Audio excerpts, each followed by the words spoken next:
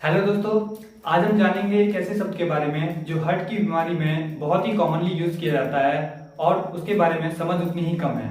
इसका नाम है ईसीजी। ECG means electrocardiogram.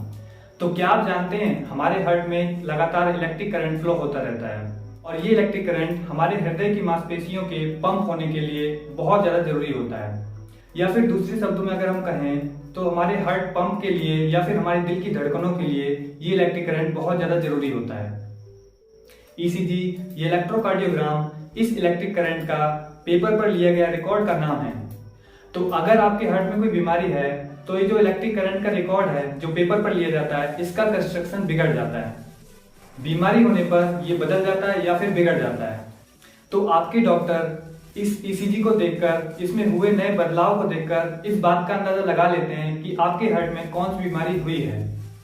तो अगर साधारण या फिर आसान शब्दों में कहा जाए तो ईसीजी इलेक्ट्रोकार्डियोग्राम आपके हार्ट में हो रही इलेक्ट्रिक एक्टिविटी का पेपर पर लिया गया हुआ रिकॉर्ड है।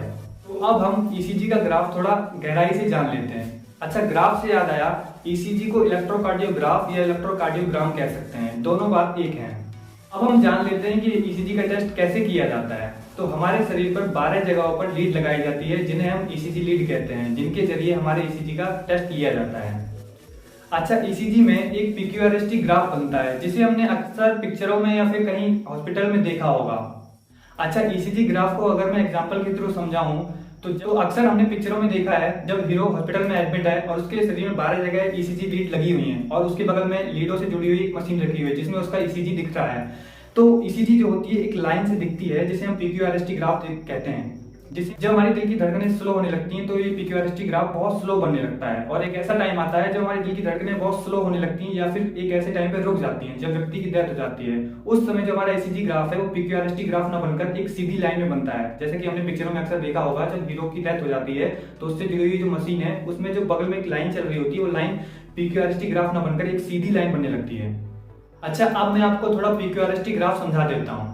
तो जब हमारे हार्ट यानी दिल में ब्लड एंटर करता है उस चीज को पी डिनोट करता है। हमारे पी का एम्पलीट्यूड जितना हाई होगा इसका मतलब उतने ही प्रेशर से हमारा ब्लड हार्ट में एंटर किया। ये ना तो जरूरत से ज्यादा होना चाहिए और ना ही जरूरत से कम होना चाहिए। अच्छा, एम्पलीट्यूड से याद आया, एम्पलीट्यूड जो होता है हमारे किसी भी चीज की लेवल की ऊंचाई को जताता है। जैसे पी का लेवल कितना ऊंचा गया, जब एक लाइन जाती है तो उसमें वो पी कितना ऊपर गया उसको हम एम्पलीट्यूड कहते हैं। उसके बाद जब ब्लड जो हमारा हार्ट के अंदर चला जाता है उसके बाद जो प्रोसेस होता है उस प्रोसेस को हम क्यूआरएसटी ग्राफ से दिखाते हैं। अच्छा, अगर अब मैं इसे एग्जांपल के थ्रू समझाऊं तो जब हम स्कूल टाइम में होमवर्क करके नहीं जाते थे और हमारे टीचर के द्वारा जब हमारा होमवर्क चेक किया जाता था तो उस वक्त हमारे दिल की धड़कनें बहुत तेज हो जाया करती थी। तब अगर ऐसी स्थिति में हमारा ईसीजी टेस्ट उस समय करवाया जाए तो हमारा पीक्यूआरएसटी ग्राफ बहुत तेजी से बनेगा। क्यों? क्योंकि उस समय हमारी धड़कनें यानी हार्ट बीट बहुत ज्यादा तेज है। तो अब आपको पीक्यूआरएसटी ग्राफ समझ में आया होगा कि हमारा पीक्यूआरएसटी क्या क्या डिनोट करता है, या फिर हमारा जो इलेक्ट्रोकार्डियोग्राम यानी हमारे हार्ट में जो इलेक्ट्रिक करंट फ्लो होता है उसका क्या सिग्निफिकेंट यानी क्या यूज है, क्या इंपॉर्टेंस है। तो इसके द्वारा हम हार्ट की बीमारियों को पता लगाते हैं और हार्ट की क्या स्थिति है इसका पता लगाते हैं। तो ये हमारा ईसीजी टेस्ट था। अक्सर हमने पिक्चरों में भी देखा है कि जब हीरो वेंटिलेटर पे रहते हैं, हॉस्पिटल में एडमिट रहते हैं, तो उनके शरीर में 12 जगह जो लीड लगाई जाती हैं जिन्हें हम ईसीजी लीड कहते हैं और वो लीड एक मशीन से जुड़ी होती है और उस मशीन पर एक ईसीजी लाइन चल रही होती है जिसे हम पीक्यूआरएसटी ग्राफ कहते हैं। और उसके जरिए डॉक्टर ये पता लगाते हैं कि इसके हार्ट की क्या स्थिति है और इसके हार्ट में कोई बीमारी अगर है तो उस बीमारी को कैसे ठीक किया जा सकता है।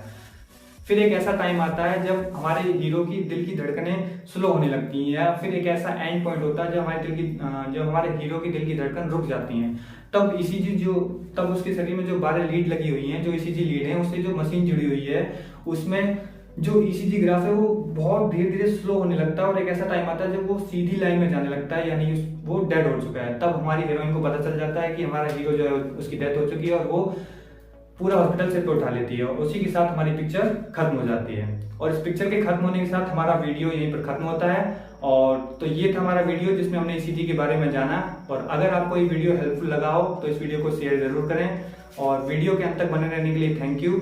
और ऐसी और वीडियो और नॉलेज को पाने के लिए आप मेरा चैनल सब्सक्राइब कर सकते हैं। Thanks for watching. Stay happy, stay blessed.